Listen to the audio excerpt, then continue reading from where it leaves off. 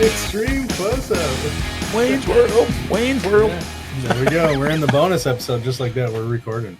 Just like that. Hey, everybody. Welcome back to the Make Trades Great Again podcast. This is the bonus episode where we talk about nothing super special, but everything super important. Right.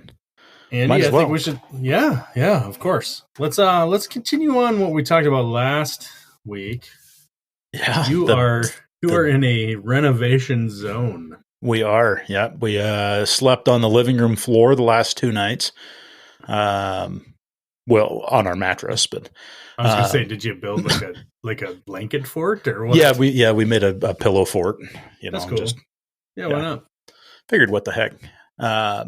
But no, so we started Friday night and basically demoed all of the carpet and trim and master bedroom and in our master closet. So we had some carpet in there, and the carpet was actually, it must have been pretty decent carpet. It's 20 years old, still looked pretty decent. Wasn't like falling apart. So anyway, we demoed all that out, chucked it out, pulled all the base trim out, laid down 1/4-inch subfloor or like underlayment to match the existing level of the flooring that's in the living room. So you're continuing the laminate flooring. Yeah. The plank stuff, the laminate plank. Yep. LVP stuff that we put in the living room and kitchen like 2 years ago with the main floor remodel that we did. And we I don't know why, just never got around to saying, hey, we're going to take off and do the bedroom. And part of it hinged on deciding to do the bathroom. And we hadn't quite decided what we were going to do.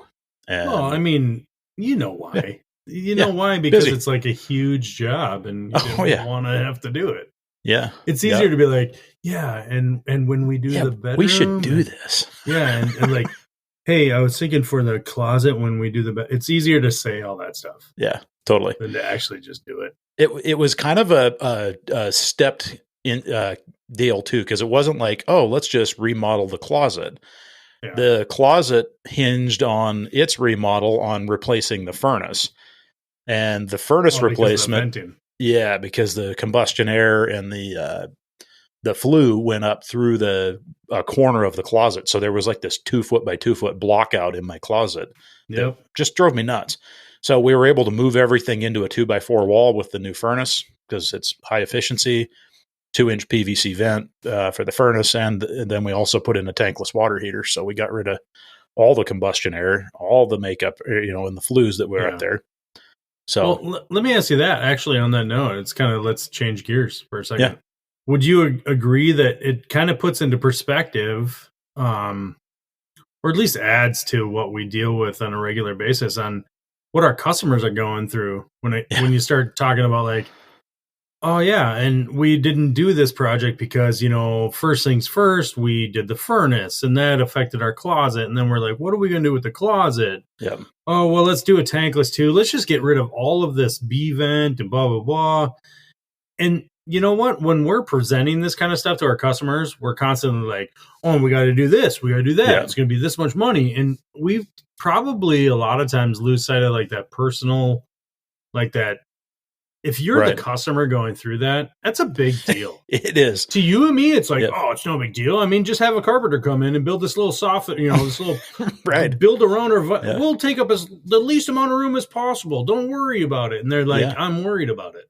Well, I mean, I've lived essentially the last 6 months with a piece of 3/4-inch OSB covering up the hole that was a 2 foot by 2 foot hole in the closet. Yeah. In the floor. The walls had been patched and the ceiling had been patched, but nothing else.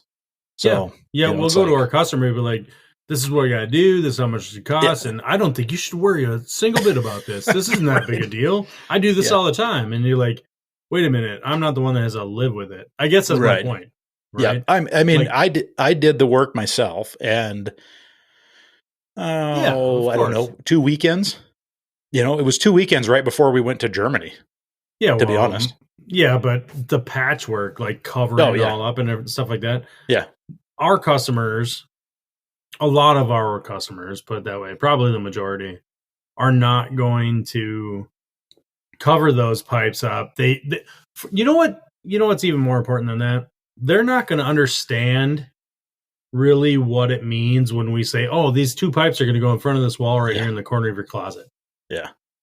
And then all of a sudden there's two big ugly pipes and you're like, oh, I didn't, they're probably thinking in their head, because you and I don't think this way, but we're failing to think the way they do. They're probably thinking like, oh, that's actually way worse than I thought it was going to be. You know what I'm saying? Oh, totally. I guess what I'm getting at is like, what I'm saying in all of this is like perspective. You and I have a different perspective. We know what putting a couple of vent lines up through a closet to get out through the roof, the only way we could possibly do it, and it seems to be the least disruptive. We know what that's going to look like when it's done. Yeah. Or we have a relatively good concept of it. I mean, we're talking to people that have a hard time understanding what a blueprint means when it comes to like, where's the window in my living room? Like, you know what I'm saying? Like that conceptual, like reality is just totally different for a lot of people. Yeah.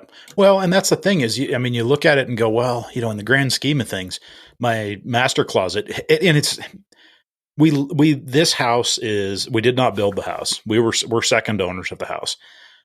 There's a lot of things I really like about the layout. The master closet is not on that list. Right. It sucked. It's small. It's basically, now that it's done, it's like 6x7. So it's not huge. No, I think I have the same closet, to be honest with you. And then, so it was 6x7 with a 2 foot by 2 foot corner taken out of it. So actually, you're describing my closet. I'm not even kidding you. and it's one of those things. And I've looked back at it, if I think back of my career of making decisions while we're in a home's, building a home is, hey, I got to get this pipe out of the basement. Mm-hmm. We got this mechanical room in the basement, and we're just going to have to come up through this closet. That's just, we'll just box out this closet. It won't be that big a deal. It'd be fine. And in hindsight, I look at it and go, man, there were so many other options in this house where they could have put the furnace and the water heater that wouldn't have caused this problem. Or they could have just put in high efficiency in the first place, and it is what it is. I have a 2 story, and my challenge has been from the start in our mud room, our laundry room off the garage into the kitchen. Yep. That's where our laundry equipment is. I got rid of a laundry tub almost 2 years into our house. I'm like, we don't need this thing. Yeah. Because the room is so small.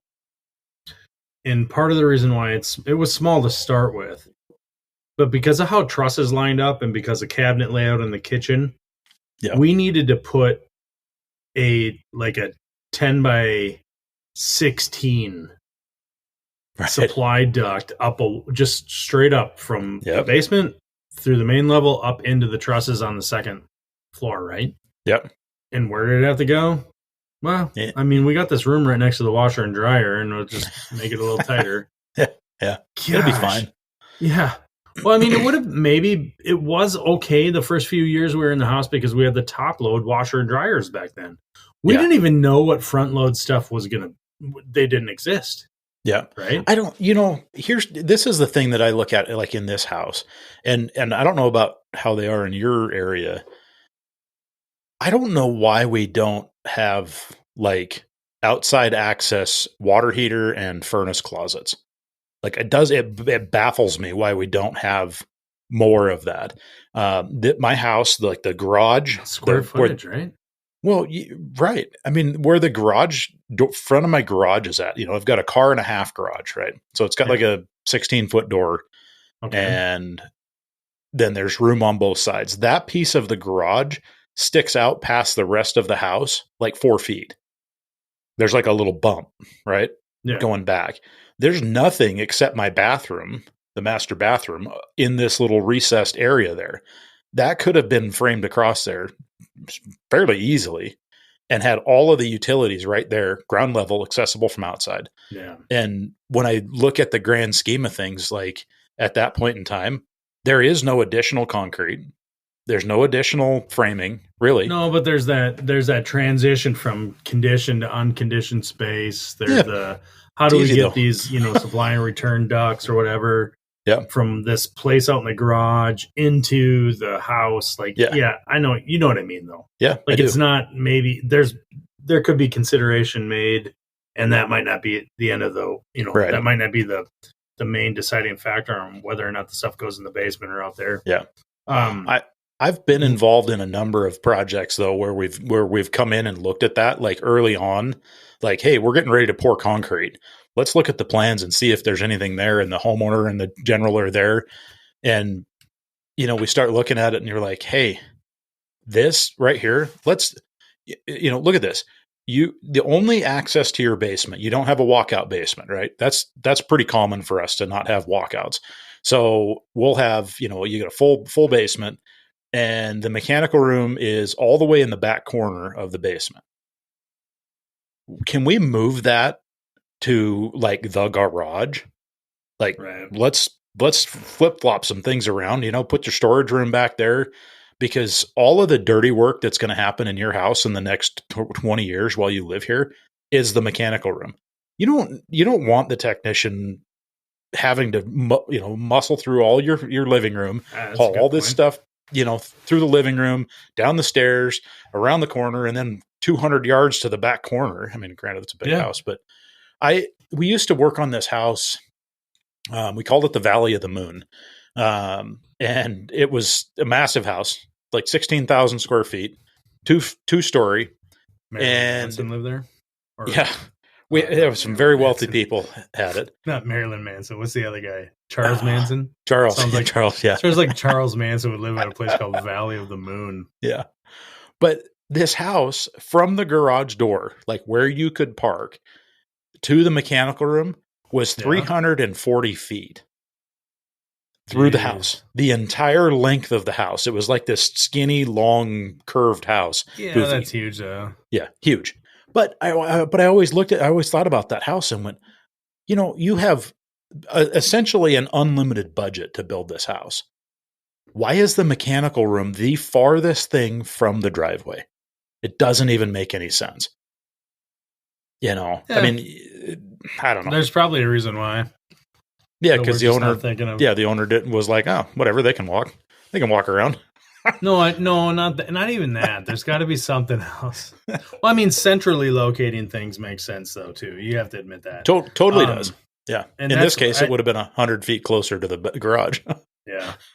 I think in Minnesota, you definitely see a lot more walkout basements. Yeah. That's pretty normal. And then in the very common design would be, so we have, you guys call it or a lot of parts of the country call it a ranch. Sure. And I don't know why. Don't make fun of me because I didn't make this up. I am not the state of Minnesota, but we say rambler. I don't know why they call it a rambler. Yeah. It's a ranch home. I know that's the style of the architecture, but in Minnesota it's called a rambler. And unless you have a rambler, which is less common than either a split entry, what we would call like a modified or a side 2-story, or like a 4-level split, or a 2-story. I mean, there's all these kinds, right? And we have probably everybody's got the kind of little nomenclature for it, but it seems as though the mechanicals go like under the front entry, center of the house, directly in the middle front of the basement. Yep. Go down the stairs and straight ahead, and there's your mechanical room. Except it's so stupid because we can't vent our furnaces, our water heaters, our boilers out the front of the house, because who the hell wants to look at an appliance vent going out the sidewall front of the house, right? And so why don't they put these things in the back? Well, part of the reason is because if it's a walkout, it's not going to go in the back because that's where the walkout is. So we're not putting the mechanical room where everybody's going to have their little, games room, entry from the pool, whatever.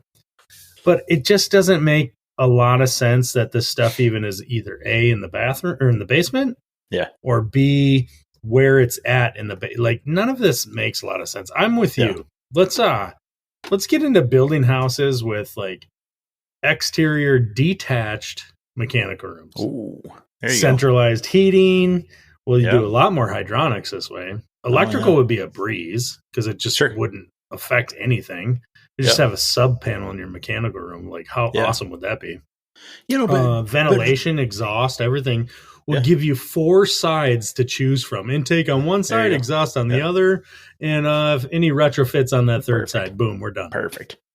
Yep, that's it. It's all in there. I think we just solved everybody's problem. So we could do those Viessmann wall rack systems with the HRVs and the solar and don't even get me started on that.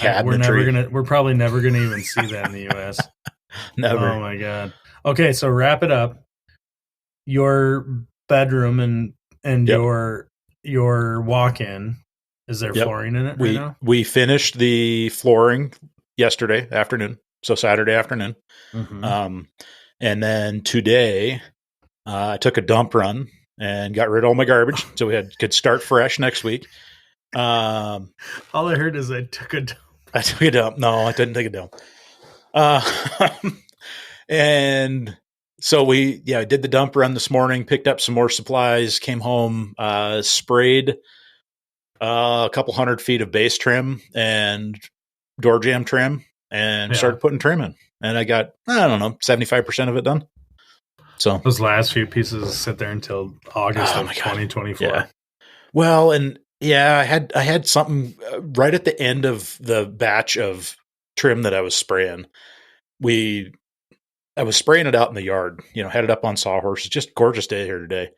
And I'm spraying this stuff, get it all laid down. And where the hose was dragging across the lawn, all of the, there's like these gnats came up out of it. And so I got a bunch of it that I gotta have to resand and sand the gnat bodies out of it and spray it again. It's like vegan woodwork. Yeah. It'll be pretty Or sweet. is that vegan? Can you eat bugs if you're vegan? I think that would be an animal. Yeah, I don't know. I guess you wouldn't. I don't know. God, you're not even vegan friendly. Your woodwork's not even vegan friendly. I don't know. It's not even vegan. Oh. No. This will be the title of this episode. Vegan woodwork.